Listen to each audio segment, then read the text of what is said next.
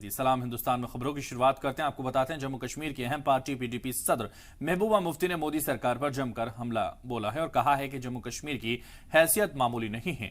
हमने पाकिस्तानियों को यहां से खदेड़ा, लेकिन अब जम्मू कश्मीर के साथ नाइंसाफी हो रही है। और उन्होंने ये भी कहा कि मुल्क आइन से चलेगा, न कि किसी पार्टी की विचारधारा से। It is the judicial system of this country which is the custodian of the rights of people of India, including Jammu and Kashmir.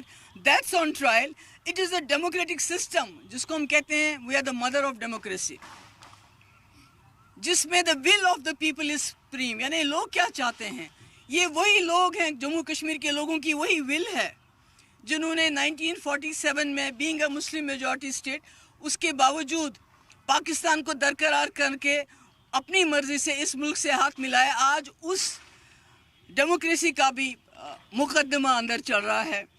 It's the trust जो लोगों ने, जम्मू कश्मीर के लोगों ने भरोसा किया कि हमें पाकिस्तान के साथ नहीं जाना है, हमने एक जमहूरी सेक्युलर मुल्क के साथ हाथ मिला के अपनी आइडेंटिटी को मेंटेन करना है। और ये वो ट्रस्ट है जो उन्होंने हिंदुस्तान के लोगों पे किया, यहाँ की लीडरशिप पे किया।